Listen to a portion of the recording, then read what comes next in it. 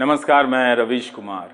आपका अंदाज़ा सही है कि क्या कहने जा रहा हूँ, लेकिन गुजारिश है कि जो भी कह रहा हूँ उसे धीरज के साथ सुनिएगा। भारत की पत्रकारिता में स्वर्ण युग तो कभी था भी नहीं, लेकिन आज के दौर की तरह भस्म युग भी नहीं था। भस्म युग से मेरा मतलब है जहाँ इस पेशे की हर अच्छी बात तेज़ गति से भस्म की जा रही हो। यह दिन भी आना ही था। इस देश में अलग अलग नाम वाले अनेक चैनल हो गए हैं, मगर सब हैं तो गोदी media he. Hello and welcome to All Indians Matter. I am Ashraf Engineer. One of the last true journalists still standing in the Indian news television space resigned a few days ago. Ravish Kumar, a Magsaysay Award winner for his courage, left NDTV after its takeover by the Adani Group. Here's a translated excerpt of what he said in his goodbye speech published on his YouTube channel. There was never a golden age in Indian journalism, but it was never as bad as it is today. Every good aspect of journalism is being destroyed rapidly. This was expected, but what we have today is truly the dark age of journalism. There are numerous news channels in India, but all of them have compromised on their ethics. Our media ecosystem has been gutted and destroyed. Everyone claims to be a journalist today, especially those who are close to and even aligned with the powerful. These faces and establishments, ironically, are the very reason journalism is being trampled upon in this country. They claim to do good journalism. I implore you to be skeptical of them. These unquestioning journalists and even the government want to shove their definition of journalism down your throat. Stop quote.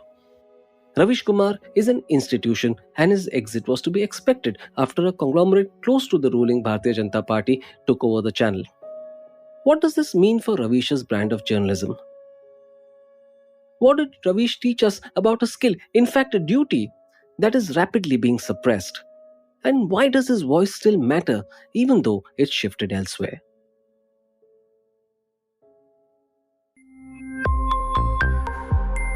All Indians Matter. Reams are being written about Ravish and his show Prime Time, which aired on NDTV's Hindi channel. He set the standard, unafraid to speak the truth, challenging power and his penchant for division, misinformation and deflection. His show was a stark contrast to the cacophony of other channels, the ranting against those who oppose the government, and so-called panels on which everyone yells at each other and nothing of consequence is said. He showed us that it was possible to go beyond the shrill to the insightful and beyond the air-conditioned comfort of studios to the real India, and to meet with people most in need of being heard. Ravi showed it is possible to speak truth to power despite the hate and threats. I suppose there's some level of fear involved in the effort, and it takes a toll, no matter how brave a front you put up. In his book, The Free Voice on Democracy, Culture and the Nation, Ravish alludes to times he felt afraid. For example, an episode on the death of Judge B.H. Loya, who had presided over the Sohrabuddin Sheikh encounter case. Ravish wrote, I had found release from the fear that had held me in its suffocating grip for 2 days. Through the duration of the show, I'd felt that every single word was holding me back, as if to warn me, enough, don't go any further. You cannot put yours and yourself in danger just to overcome your fear. Fear does not end after you've spoken out. Even after you've spoken, fear lies in wait for you with its nets and snares. But I had spoken, and I was free. Stop quote. I don't think Ravish is the kind of guy who can be silenced. He's already announced that YouTube will be the home of his journalism, and maybe in time he will find space in another media house, but whether any of them, cowering and submissive as they are, will have the guts to have him on board is doubtful, for the moment at least. However, we cannot deny that his exit from a leading TV channel is yet another nail in the coffin of coherent, relevant and brave journalism that has been under siege for the past 8 years. Incidentally, Ravish isn't just brave, I think he is an excellent writer and is articulate. He manages to suck into the narrative even those who don't speak Hindi well, people like me. There is powerful commentary and terrific wordsmithing. He can alternate between the earthiness of village street language and the sophistication of modern newsrooms. And he keeps his audience at the forefront and respects it as every journalist should. Here's what he said about it in his farewell monologue. Again, it's translated. When democratic institutions were weak and courts appeared weak, you stood strong. In these times, you are the biggest institution of journalism. Journalism today lives among enlightened audiences, not in lofty institutions.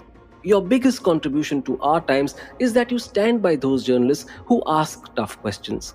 There might be forces who muzzle the voice of the people, cover it with religious hatred, and kill democracy. But some of you give me hope.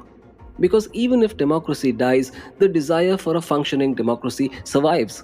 All thanks to you, responsible audiences. Stop quote. It's this focus on the audience that has led him to report groundbreaking stories and to get to the heart of each issue he takes up. For instance, when demonetization wreaked havoc with our lives, Ravish spoke about how it had destroyed the savings women secretly stash away from the sticky fingers of the menfolk. It is these savings that are used for crucial things like the children's school fees and health emergencies.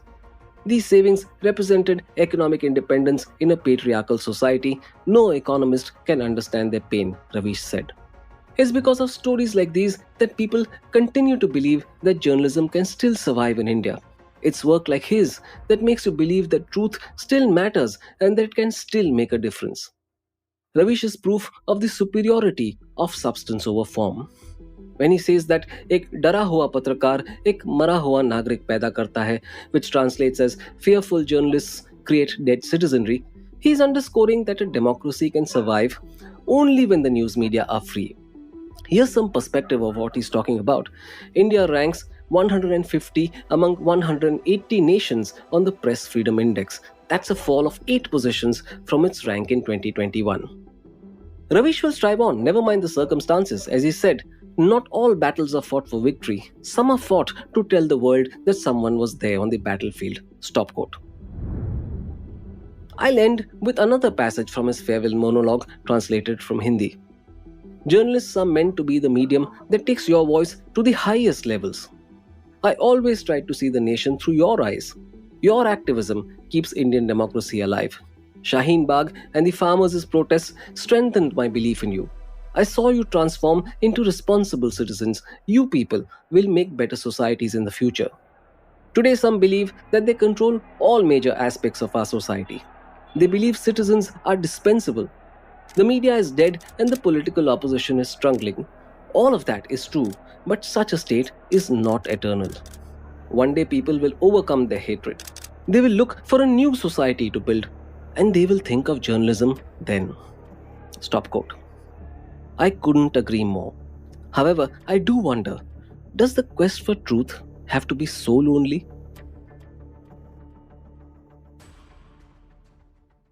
Thank you all for listening. Please visit allindiansmatter.in, that's ALLINDIANSMATTER.in for more columns and audio podcasts. You can follow me on Twitter at Ashraf Engineer, that's ASHRAFENGINER, and All Indians Count, that's ALLINDIANSCOUNT. Search for the All Indians Matter page on Facebook. On Instagram, the handle is All Indians Matter. Email me at editor@allindiansmatter.in. Catch you again soon.